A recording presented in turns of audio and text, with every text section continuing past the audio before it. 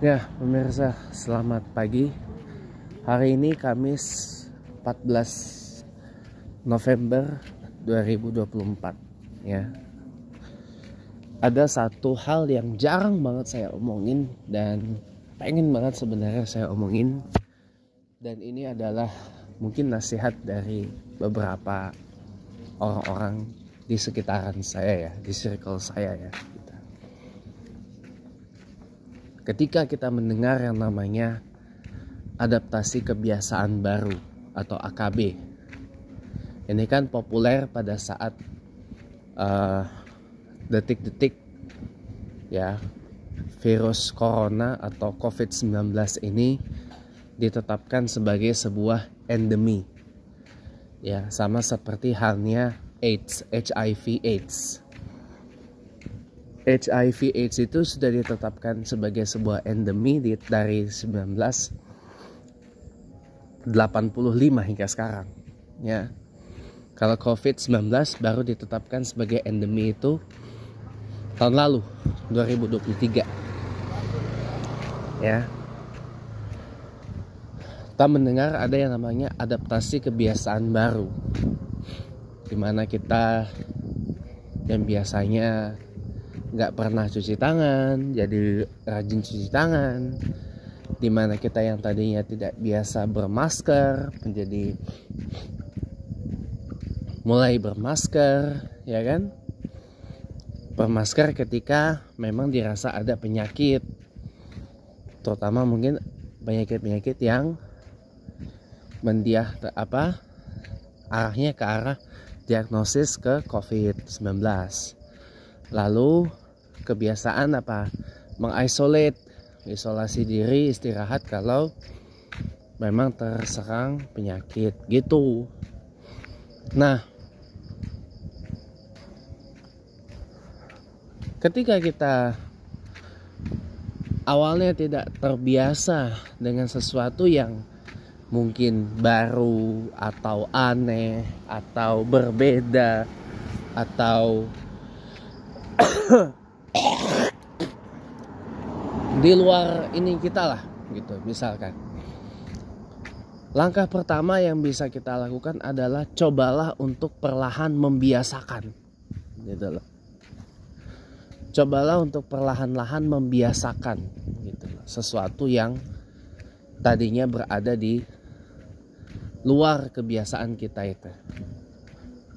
Contoh ya, dalam konteks yang lain, kita tidak biasa kayak tadi tuh, saya sebelum ke masjid itu saya komplain, biasanya musola Al Muhajirin Bulaksari ada di bawahnya Masjid Al Karim Bumi Minter Permai ya, itu kan ada tarhiman sebelum subuh, tapi tarhimannya kecepatan dan kependekan. Dikomplain kan sama warga sekitar, mungkin dikomplain warga sekitar karena mungkin dianggap tidurnya keganggu lah apa dan seterusnya. Karena memang orang sini nggak biasa sholawatan, orang Bintar Permai sini nggak biasa sholawatan ya, nggak biasa sholawatan dan nggak biasa dengar sholawat ya, jadinya ya seperti itulah ya, jadinya karena tidak terbiasa bersolawat ya, jadinya kayak gitu, komplain ketika ada solawat yang sedang diputarkan atau dilantunkan atau dimusabakohkan gitu. Jadi terbiasa teman-teman, karena kita nggak selalu berada di lingkungan yang memang itu sesuai dengan kebiasaan kita ya. Sebagai contoh aja, saya dikomplain ya, azan Turkiya atau azan Istanbul saya dibilang aneh ya, karena orang nggak terbiasa mendengar azan dengan lagu Turkiya. atau makom Turkiyah. Sebenarnya azan Turkiyah itu sendiri atau azan Tarannum ya, Tarannum makom atau gaya Istanbul ya. Saya lebih pas azan gaya Istanbul, azan gaya Turkiyah. Itu kan asalnya dari Arab juga. Makom itu semuanya dari Arab cuy. Ada yang dari Arab, ada yang dari Farsi. Dari Arab pun macam-macam. Ada yang Arab Teluk, ada yang Arab Syam atau Levant ya. Nah, azan gaya Turkiyah itu lebih dekat ke Arab Syam, Arab Levant. Karena konon katanya makam Turkiyah ya, atau notasi nada lagu Islami Turkiyah itu asalnya dari Irak, dari Mosul.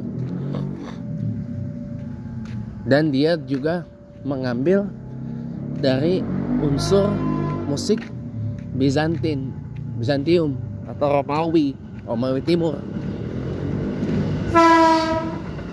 Itu. Jadi memang ada beda. Jadi ibaratnya perpaduan antara seni musik Arab dan seni musik Romawi. Ekos kalau sistem nadanya tuh, ekos, bunyi namanya kalau dalam bahasa Yunaninya gitu.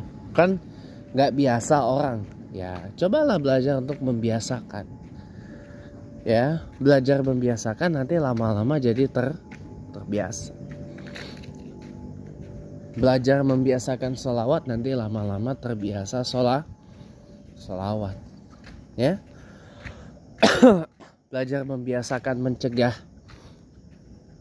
orang tertular penyakit menular dari kita, lama-lama kita akan terbiasa melakukan langkah preventif.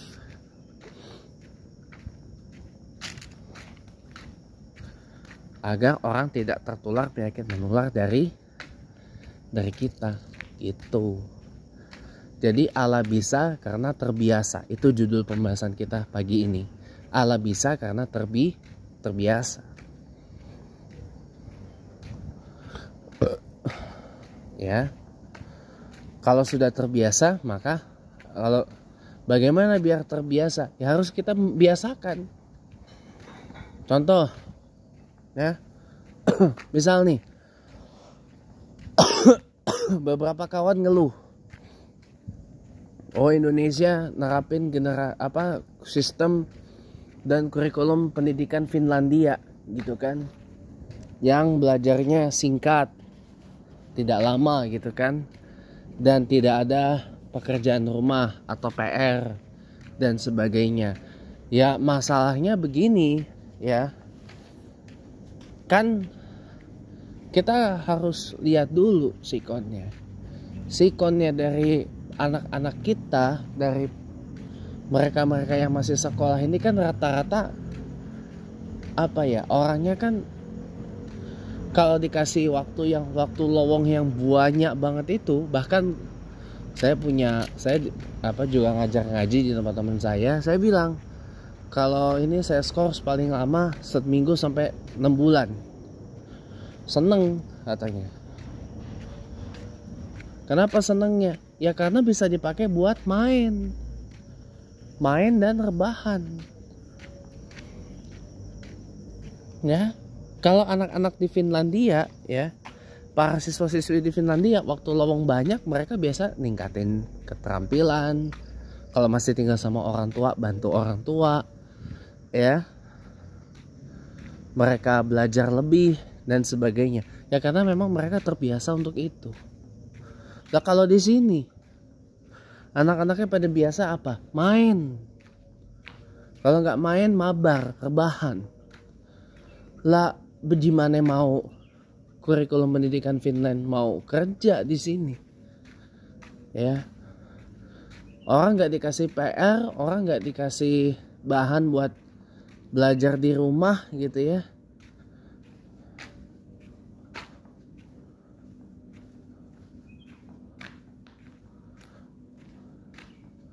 Ya bawahannya apa? ya main